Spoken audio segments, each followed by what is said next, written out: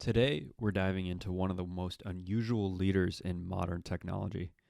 A CEO who doesn't code, didn't want to run a company, has a PhD in neoclassical social theory, swims in freezing alpine lakes early morning, and has, depending on who you ask, either saved the world or built one of its most controversial tools. This is Alex Karp, the co-founder and CEO of Palantir, but this episode isn't about the politics that surround Palantir. It's about leadership and what we can learn from a man who built a company that thinks in decades, refuses to chase trends, and recruits people the same way elite military units do. There's lots of stories, principles, behaviors, and the mindset we will dive into behind one of the tech industry's most contrarian founders and leaders. And with that, welcome back to Leaders, a podcast dedicated to exploring the best leaders this world has ever seen and your number one source for actionable business leadership insights. For today's episode on the CEO of Palantir, Alex Karp, I read the book The Philosopher in the Valley, Alex Karp, Palantir and the Rise of the Surveillance State by Michael Steinberger, and we'll pull a few excerpts from that as far as his leadership style. In addition to that, read Alex Karp's book recently too on the technological republic and his own many personal thoughts that then influence how he runs Palantir, of which definitely differentiates him from other leaders is that his personal and professional views and values are definitely intertwined with how he runs Palantir. So part one here is really the founder who never wanted to be one. So Alex Karp, at the beginning, comes from a world far removed from Silicon Valley, and he will continue to kind of articulate why he feels as though, one, it was important for Palantir to move out of Silicon Valley, and two, why that Silicon Valley sort of thought process does not jive with the values and the way that he wants to lead the company. And so part of his background is interesting in that he studies law. He then earns a PhD in social theory from Germany. He's obsessed with philosophy, namely, particularly Habermas, and then also, in addition to his academic profile and background, he practices meditation and Tai Chi, and absolutely, he says this in interviews, did not want to be a CEO. But the first leadership lesson that we pull from his background and everything is that you don't need to look like the other founders to build something legendary. Karp's background is a reminder that deep thinkers, the outsiders, even, and as you can see this within his interviews, he is an oddball of sorts. These are often the people who see what others miss. So that background of being philosophical and contrarian, he holds a PhD in philosophy, but then also frequently integrates that academic background into his leadership approach specifically. He contrasts with many in Silicon Valley by being introspective rather than a charismatic disruptor. And he has publicly criticized the industry's profit-driven focus, a lot of that being at the forefront of Silicon Valley, and he is definitely no filter, very openly expressing his views in interviews. A story linked to that is that Peter Thiel once joked that he was the least likely person to run a startup, but Karp had something rare. One, the ability to zoom out to principles, and then two, zoom into philosophical first-order consequences. Thiel once said that Karp could think about the long-term implications of technology better than anyone he'd ever met. And that was the seed of Palantir. What goes into Palantir and some of the leadership styles, in addition to the book, there was a talk given at the Economic Club of Chicago that I took a few notes on. And Karp in this is describing a lot of what his background then informs about how he runs Palantir. And so Palantir, he describes as the culture being very flat. he himself really only having 3 or 4 different direct reports. He also talks about the importance that he had, and I think we see this within other leaders, and namely founders, of hiring the first few people that work at a startup. And so he talks about, though, he hired the first 400 to 500 people. And he talks also about the importance of managing peak talent and getting people to work on the things that they're best in the world at, as far as the management of those people, which was very opinionated and controversial at the time. Definitely an unconventional style of leadership, and his dedication to a balanced and mindful lifestyle shapes both his leadership style and Palantir's corporate culture. Amongst maybe arguably the all of the leaders that we've studied thus far, and maybe broader than that, in the business world, he may have one of the more clearer demonstrations of aligning personal and business beliefs, and obviously sharing that very openly and strongly within interviews. And in addition to that, he will describe his own management style within the book. He says Karp often joked that his job was managing unmanageable people.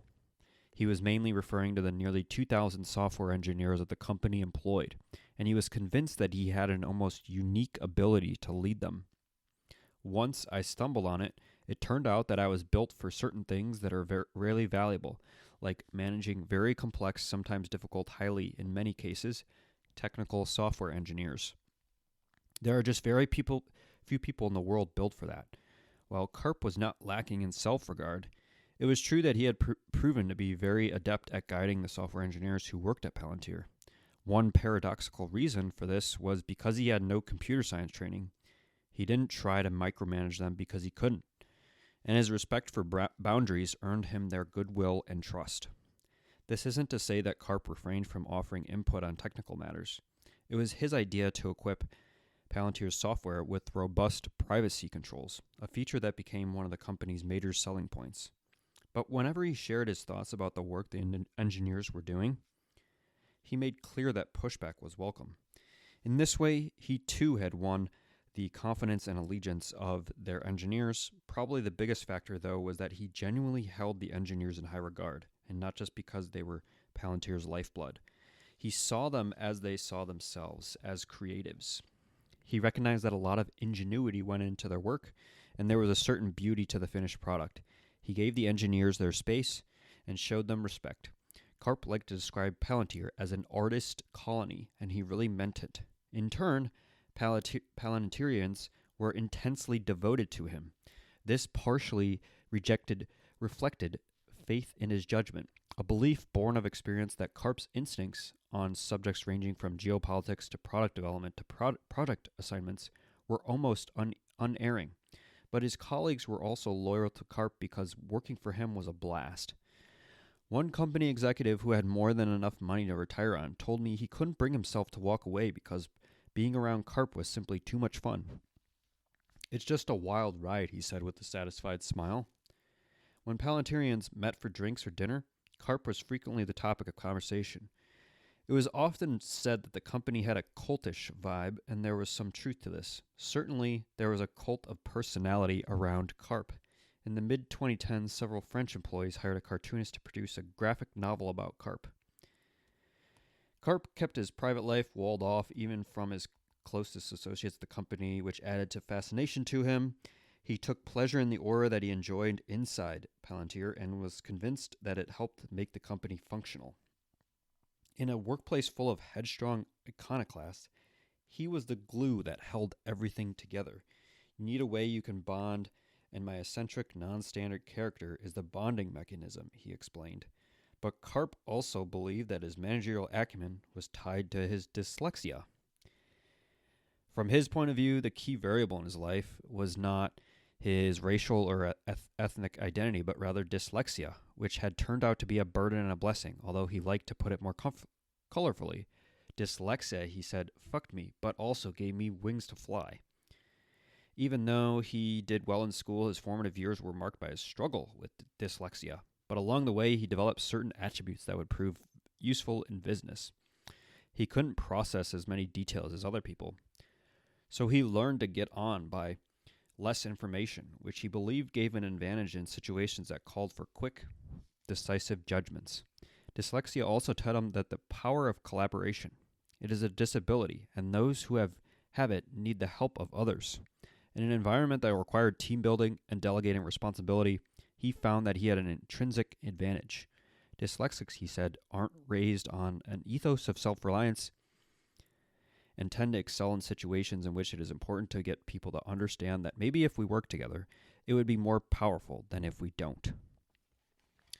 So I think that really illustrates and brings home a lot of great points about his own leadership style and his ability to get the best talent, work with that talent, especially technical engineers, and also speaks to his leadership style being one in which he is not incredibly micromanaging and hands-on. He is selectively hands-on when he has a strong opinion about things, but he certainly does not get in the way of engineers and always tell them what is right or what is wrong. He also has this ability to make very quick but decisive judgments on not only the things that he has an academic background on, but he has a good instinctive intuition of which employees admire and certainly has led to success over time. So that really illustrates that. In addition to that, I think a lot of these leaders that we study, one telling trait is when they are facing conflict, when they are facing real adversity, and namely the most recent one that we encounter and really shows a true test of leadership would be during the kind of COVID era.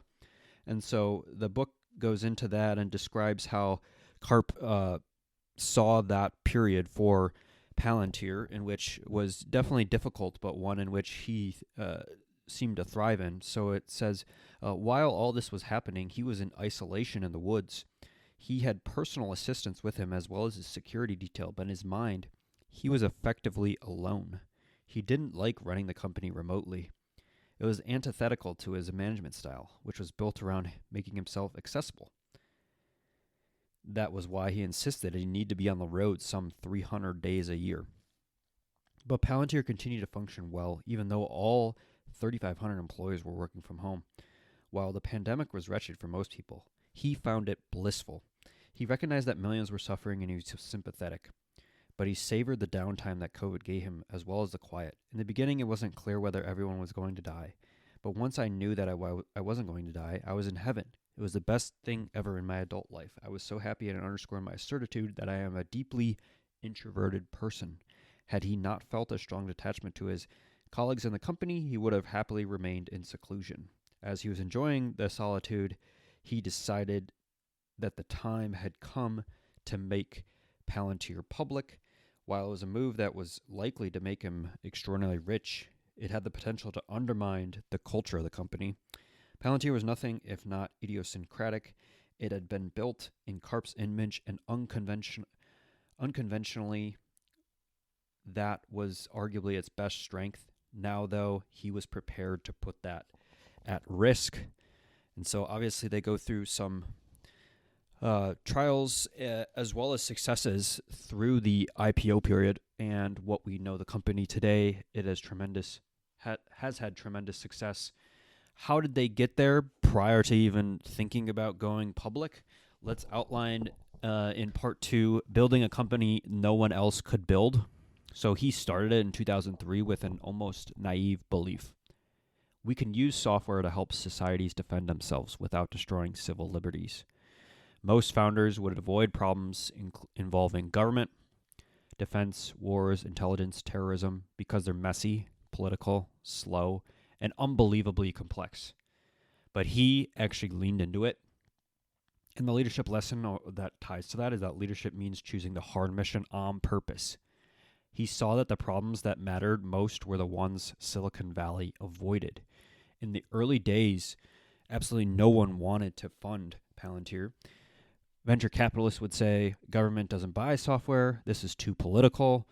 This is too slow. Why don't you build a consumer app like everyone else? He responded with one of his most consistent leadership traits: stubbornness mixed with idealism. They bootstrapped, they sold slowly. For the first 3 years, they barely had customers. But Karp built the way for durability, not speed.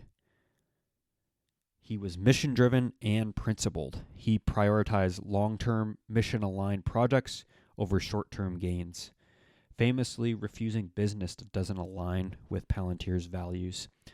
This has led him to pursue government and defense contracts, which he views as a way to support democratic nations, even if it is a controversial stance.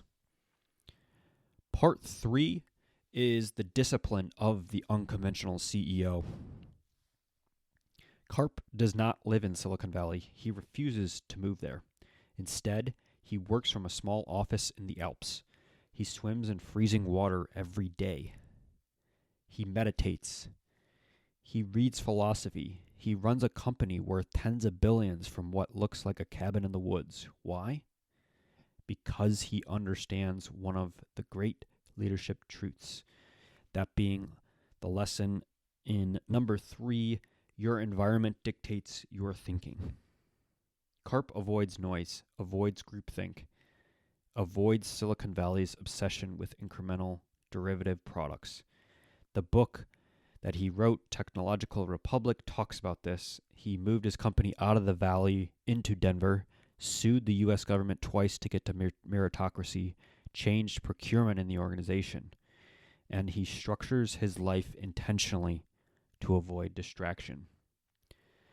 One story is that a Palantir engineer once said Karp would walk into meetings and ask questions so fundamental that people were embarrassed they'd spent weeks on the wrong problem.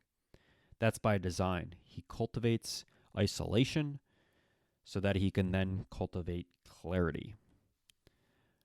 Part 4, the Spartan culture of Palantir. So Palantir recruits like an elite team.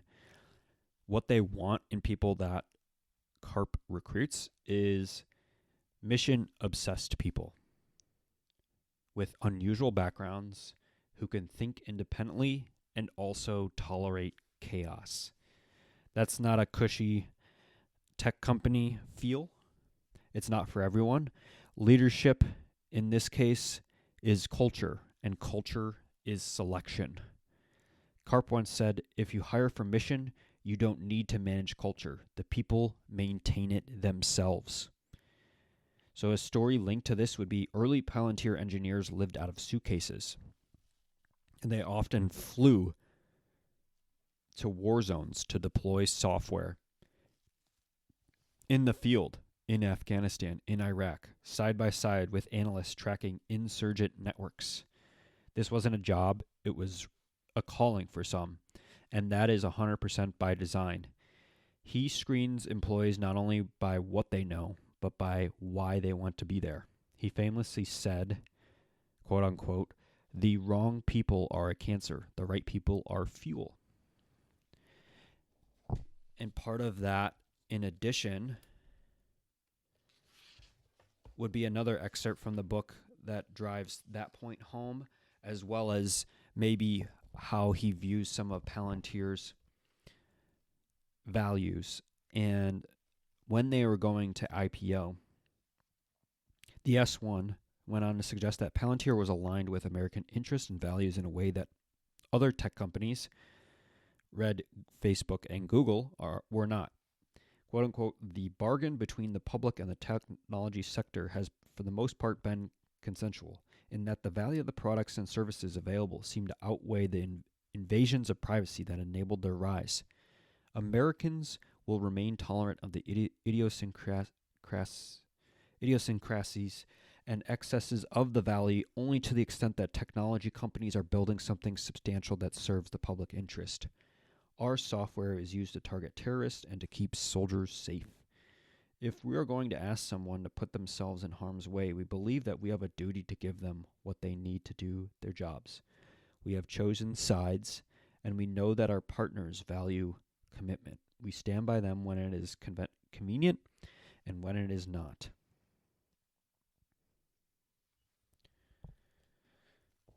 And so, who is Karp at his core? And by default, he is contrarian by default, and that is his philosophical edge. Most CEOs think linearly. He thinks dialectically. He does not ask, how do we make money next quarter? He asks, what must exist in the world 10 years from now, and why are we the only ones who are built to build it? The fifth leadership lesson tied to that would be that leadership means playing the long game when everyone thinks you're insane. A story linked to that would probably be Palantir spent years building Foundry with almost no commercial customers. Investors hated it. Analysts called it delusional. Competitors mocked it. Then the world really shifted. Companies needed complex data orchestration overnight, and Foundry, the product that they developed, fit the world perfectly because Karp built it for a future no one else believed in. Great founders are often time travelers. They build for the world that will exist. The final part here would be he is a relentless defender and has a strong view of America and the West. You can't understand him without understanding that worldview that he presents. He believes Western democracies are fragile, technology can either strengthen or weaken them, and that companies must take a side. The leadership principle tied to that would be that neutrality is not leadership. He openly rejects working with adversarial governments. He chooses sides even when Wall Street hates it. He once said, if you don't know what you believe, the market will tell you what to believe. He refuses to let that happen. So definitely Alex Karp, an outspoken leader, definitely an unconventional one in his background. What can we learn from him? Let's zoom out. What does he teach us? First, you don't have to fit the mold to build something iconic and successful. Second, choose the mission that scares you. Third, protect your environment so you can protect your mind. Fourth, culture equals who you let in the room. Number 5, play the long game in a world addicted to the short one. And finally, number 6, leaders take a stand. Karp definitely is not trying to be liked. He's trying to build something that lasts, and whatever you agree with him or not, you really can't ignore that.